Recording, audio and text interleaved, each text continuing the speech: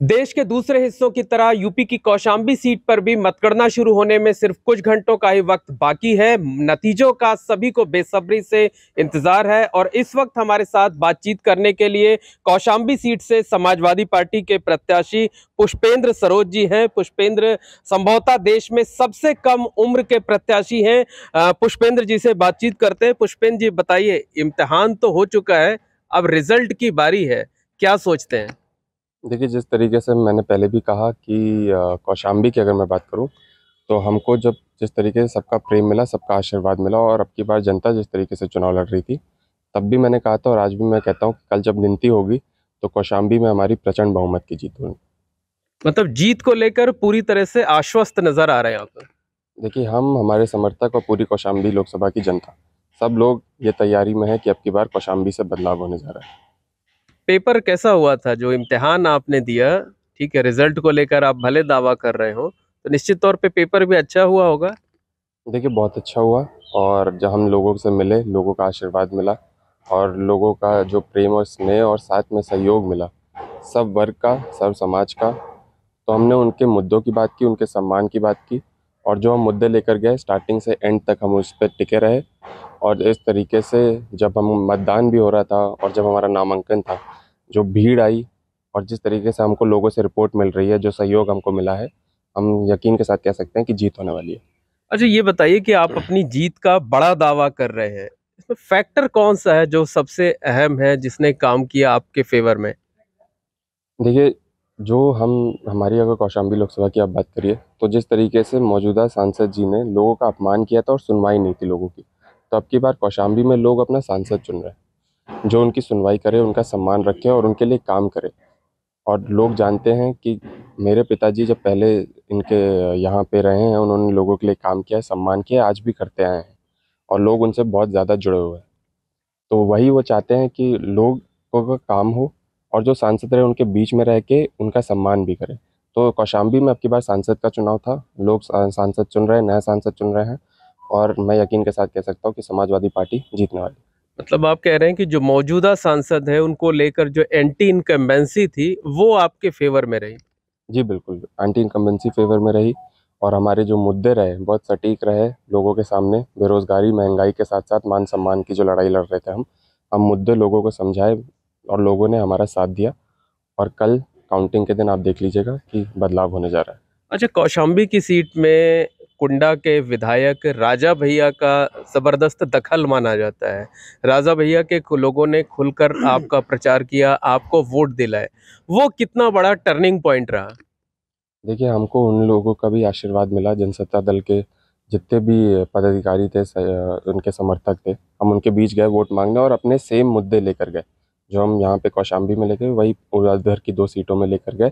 और उनको जो सीधी लड़ाई दिख रही थी अब की बार भाजपा और समाजवादी पार्टी की, तो उन्होंने पसंद समाजवादी पार्टी को किया और हमको उनका आशीर्वाद मिला। मैं उनका भी धन्यवाद देना चाहता हूँ और यकीन के साथ मैं बोल सकता हूँ कि जब दोनों तरफ से हमको इतना आशीर्वाद मिला तो बदलाव तय था। मतलब राजा भैया के समर्थन को टर्निंग पॉइंट मान रहे हैं आप? जी बिल्कुल, हमारे कारवां को और आगे बढ़ने का काम हुआ और हमें समर्थन मिला, जो मजबूत समर्थन हमारे साथ समाजवादी पार्टी के सब लोग मिल कर के लोगों को जोड़ने का काम किए और लोग जुड़े।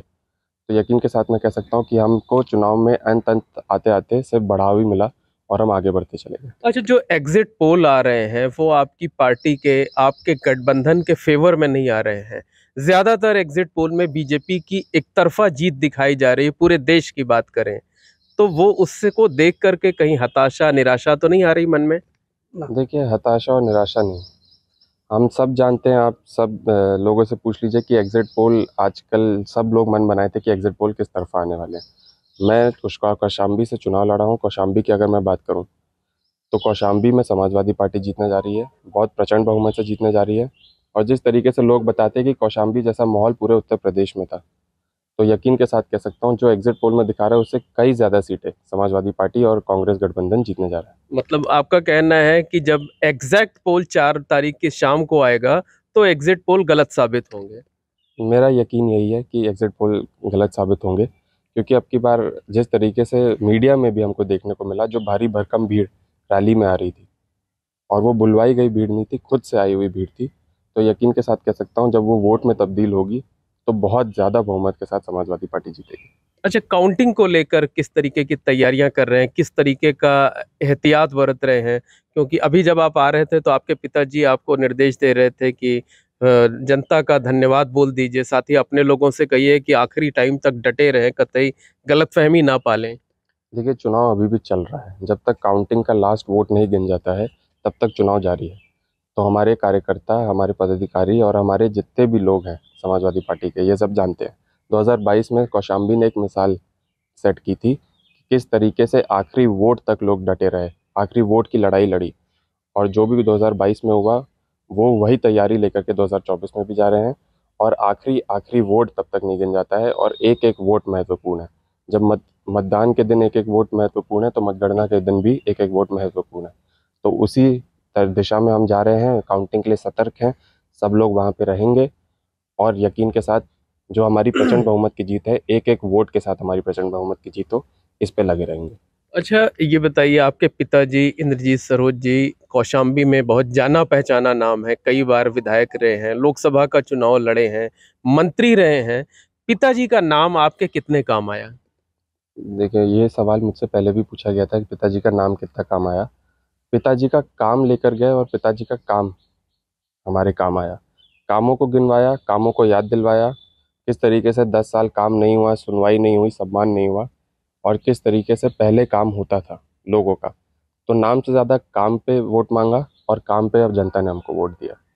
अच्छा, ये बताइए कि आप संभवतः देश में सबसे यंगेस्ट कैंडिडेट हैं।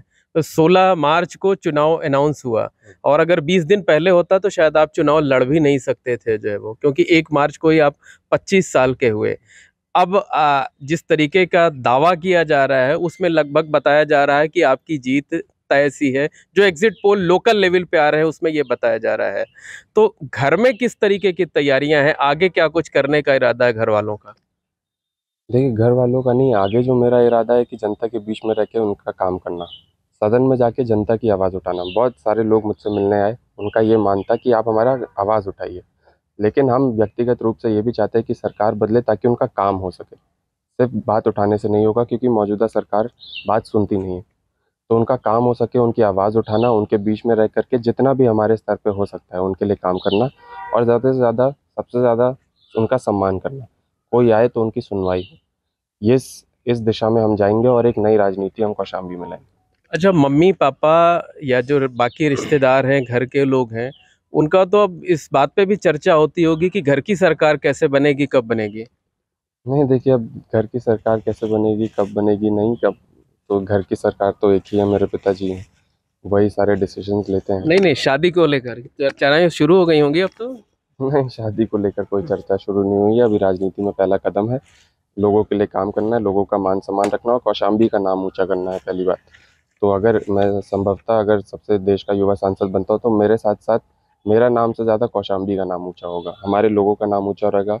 अगर आप लोगों से जाके पूछे तो उनका गौरव भी बढ़ रहा है।